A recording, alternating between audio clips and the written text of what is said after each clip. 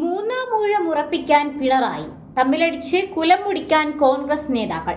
സംയുക്ത വാർത്താ സമ്മേളനം എന്ന ഒറ്റമൂലിയും ചീറ്റി. കേരളത്തിലെ നേതൃമാറ്റം സംബന്ധിച്ച് സജീവ ചർച്ചകളുമായി കോൺഗ്രസ് ദേശീയ നേതൃത്വം. നേതാക്കൾ തമ്മിലുള്ള തർക്കം കൂടുതൽ രൂക്ഷമാകുന്നതിനിടെ KPCCയുടെ തലപ്പത്ത് നേതൃമാറ്റം സംബന്ധിച്ച് ദേശീയ നേതൃത്വം ആലോചനകൾ നടത്തുന്നത്. ഇക്കാര്യത്തിൽ കേരളത്തിലെ നേതാക്കളുടെ അഭിപ്രായം ആരായുന്നതിനായി സംസ്ഥാനത്തിന്റെ ചുമതലയുള്ള AICC ജനറൽ സെക്രട്ടറി ദീപാദാസ് മുൻഷിയെയാണ് ചുമതലപ്പെടുത്തിയിരിക്കുന്നത്. മുതിർന്ന നേതാക്കളായ രമേശ് ചെന്നിത്തല, MM ഹസൻ, ബെന്നി ബെഹന്നാൻ, സണ്ണി ജോസഫ്, മാത്യു കുഴൽനാടൻ തുടങ്ങിയവർ തിങ്കളാഴ്ച ദീപയെ സന്ദർശിച്ച് ചർച്ചകൾ നടത്തുകയുണ്ടായി. VD സതീശനും ദീപയുമായി കൂടിക്കാഴ്ച നടത്തി. സുധാകരനെ കൂടി വിശ്വാസത്തിലെടുത്തേ തീരുമാനമെടുക്കാവൂ എന്ന അഭിപ്രായം ചില നേതാക്കൾ പ്രകടിപ്പിച്ചിട്ടുണ്ടെന്നാണ് അറിയാൻ സാധിക്കുന്നത്. പ്രതിപക്ഷ നേതാവുമായി ഒരു ടീം എന്ന നിലയിൽ പോകാൻ കഴിയുന്നയാൾ പ്രസിഡന്റ് ആകണമെന്ന അഭിപ്രായവും നേതാക്കൾ മുന്നോട്ട് വെച്ചുവെന്നാണ് ലഭിക്കുന്ന വിവരം. വരും ദിവസങ്ങളിലും മറ്റു പ്രധാനപ്പെട്ട നേതാക്കളുമായി ദീപാദാസ് മുൻഷി ചർച്ചകൾ നടത്തുന്നതായിരിക്കും. അതേസമയം KPCC പ്രസിഡന്റ് K സുധാകരനും പ്രതിപക്ഷ നേതാവ് VD സതീശനും തമ്മിലുള്ള തർക്കം കൂടുതൽ രൂക്ഷമാകുന്നു എന്നാണ് പുറത്തുവരുന്ന വിവരം.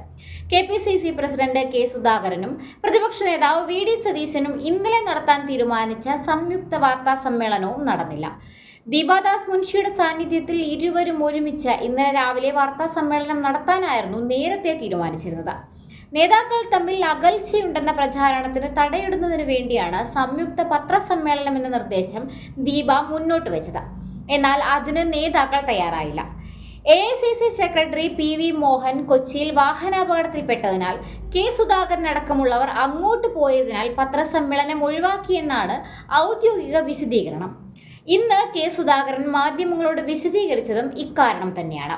ഞായറാഴ്ച നടന്ന രാഷ്ട്രീയകാര്യ സമിതിയിലും നേതാക്കൾ തമ്മിൽ രൂക്ഷമായ വാക്കേറ്റമുണ്ടായി.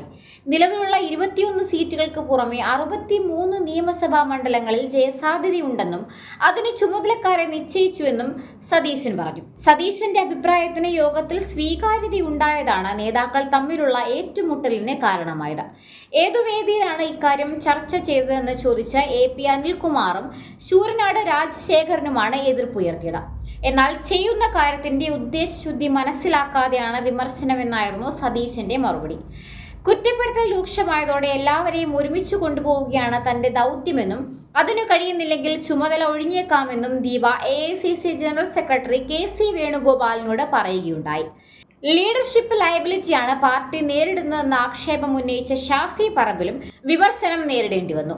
യൂത്ത് കോൺഗ്രസ് നേതൃ ക്യാമ്പിൽ രാഹുൽ മാങ്കൂട്ടത്തിലിന് പ്രാധാന്യം കുറഞ്ഞു പോയെന്നത് സംബന്ധിച്ച തർക്കം ശരിയായില്ലെന്ന് പറഞ്ഞ ദീപ ഇക്കാര്യത്തിലുള്ള അതൃപ്തിയും നേതാക്കളെ അറിയിച്ചു. മുഖ്യമന്ത്രി സ്ഥാനം സംബന്ധിച്ചുള്ള അനവസരത്തിൽ നടക്കുന്ന ചർച്ചകളെയും ബഹുഭൂരിപക്ഷം അംഗങ്ങളും വിമർശിക്കുകയുണ്ടായി. മുഖ്യമന്ത്രിയുടെ പേര് പറഞ്ഞ് കോൺഗ്രസിനുള്ളിൽ പ്രശ്നങ്ങൾ ഉണ്ടാക്കുന്നത് എതിരാളികളുടെയും ചില മാധ്യമങ്ങളുടെയും അജണ്ടയാണ്.